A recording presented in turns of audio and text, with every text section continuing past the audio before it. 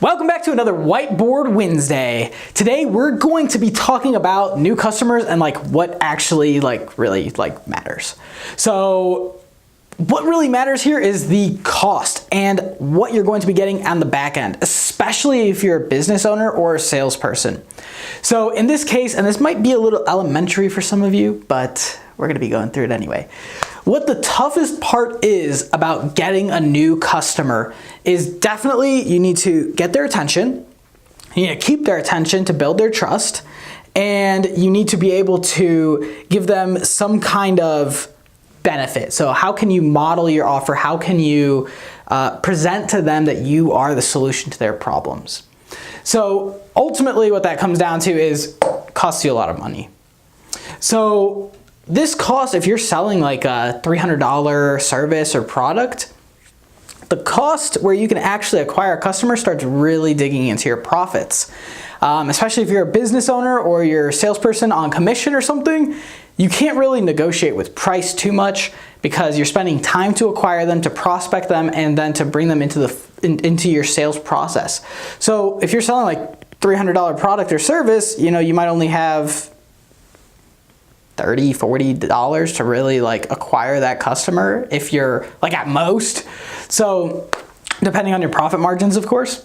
So ultimately what we want to be doing is nurturing and growing these first time customers. This, one person coming in. We want to be able to nurture them and then grow with them over time. So how that looks, pretty much what you'll need to know is, was your product or service perfect for them? Was it effective for them? What else do you have that you can offer to that person? So do you have some upsells? Do you have some cross sells? Can you downsell them into a different item so that way you can keep building their trust and keep working with these people? What do you have? And then what are the actual benefits that you can provide these people?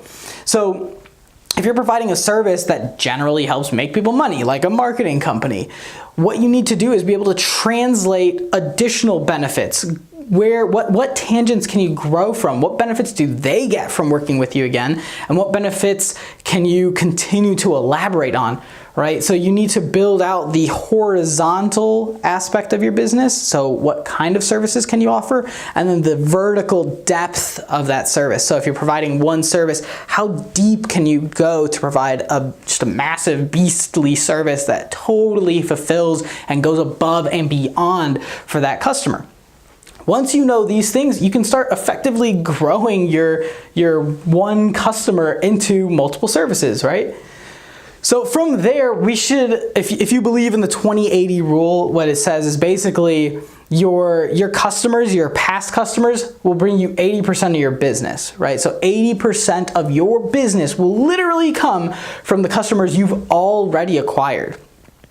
Meaning or implying that there's actually a lifetime value for a customer, right? So if you can acquire one person and they continue to grow with you, that means they're not just worth that $375.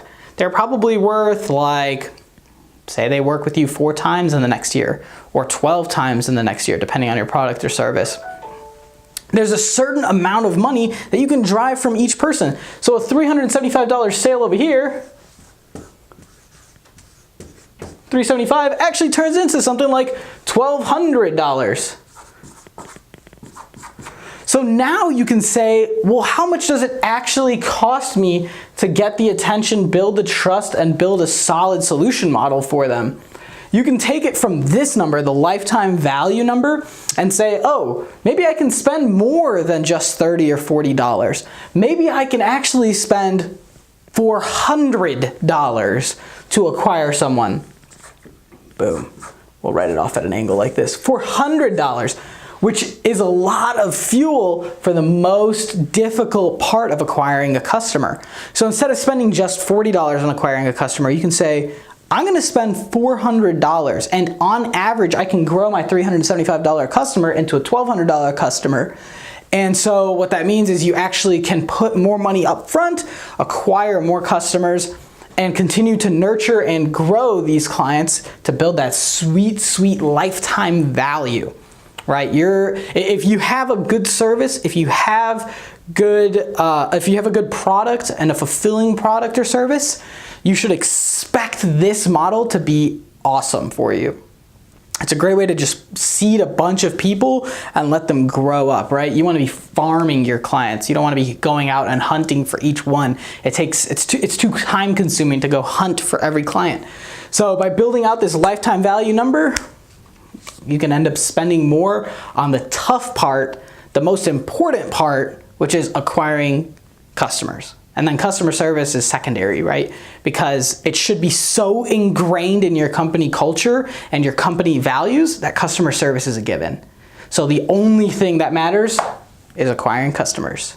So use that lifetime value to your advantage. If you need help figuring out how to get these lifetime value calculations, go ahead and comment on this video wherever you're at, YouTube, or get in contact with us at wearehone.com. There's tons of chat boxes.